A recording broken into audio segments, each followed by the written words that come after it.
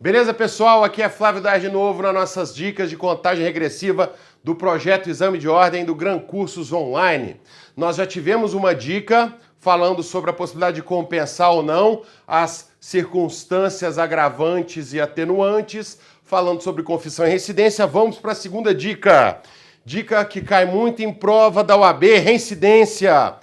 Nós temos dois tipos de reincidência. O Instituto da Reincidência é um só. Os dispositivos que tratam do Instituto da Reincidência são dois, né? Nós temos um no Código Penal e um na Lei das Contravenções. Só para a gente lembrar o seguinte, né, gente?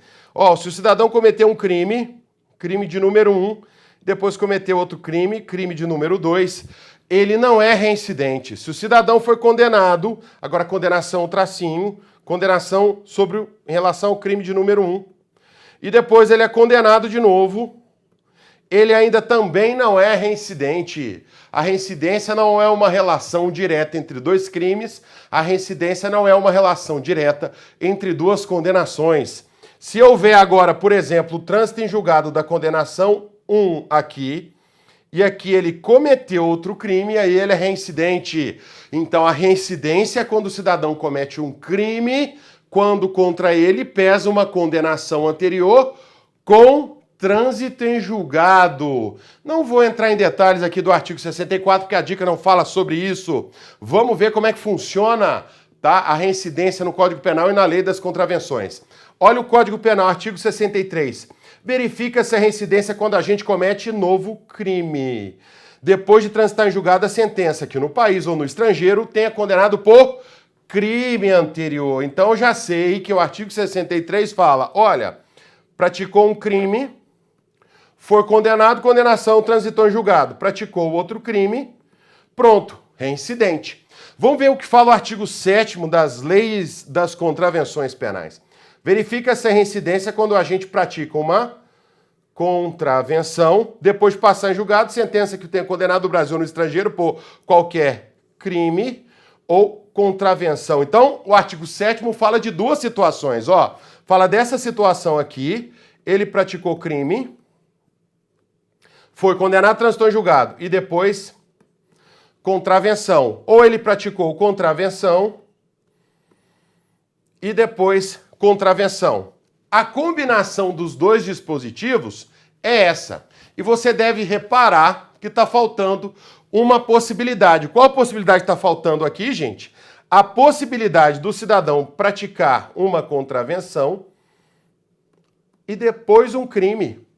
Não tem essa combinação da lei. Então, se o cidadão praticar uma contravenção, ele for condenado e depois ele praticar um crime, ele se mantém primário. Ele se mantém primário. Agora, me diz uma coisa. Vamos raciocinar aqui. Esse buraco, essa lacuna da lei, essa falha da lei, ela está em qual dispositivo? Gente, essa lacuna da lei aqui, ela está no artigo 63. Ela está no artigo 63. Por quê?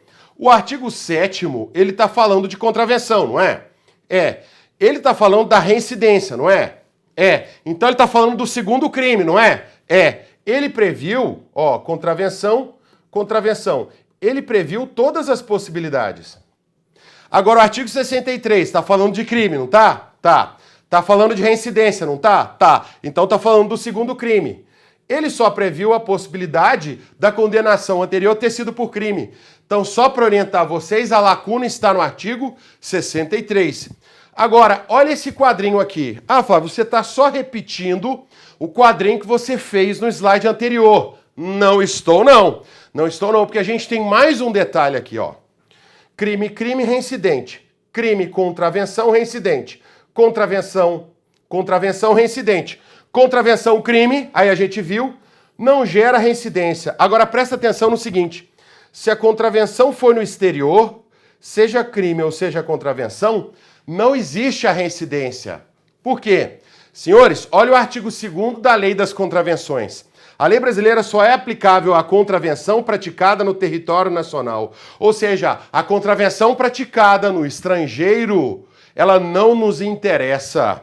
E a gente sabe que o crime praticado no estrangeiro, o crime, dependendo da situação, ele nos interessa. Se o crime praticado no estrangeiro tiver em uma das hipóteses do artigo 7º, ele nos interessa. Se for um crime praticado contra a vida e a liberdade do presidente da República, nos interessa. Contra o patrimônio, a fé pública da administração direta e indireta, nos interessa.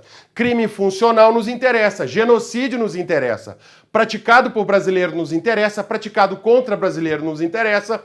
Que tenha sido o Brasil ser signatário de tratado nos interessa. Praticado no interior de aeronave, embarcação de propriedade privada de bandeira brasileira, não tendo sido julgado no exterior, nos interessa. E também tortura praticada contra brasileiro nos interessa. O que eu estou falando aqui, gente? São as hipóteses de extraterritorialidade, quando a lei brasileira sai do nosso território e alcança um fato penal no exterior. A lei tem essa dinâmica? Para crime tem, para contravenção não tem.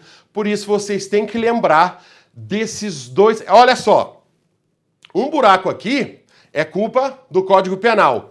Esse outro aqui, gente, não é culpa, né, mérito, é uma escolha, né?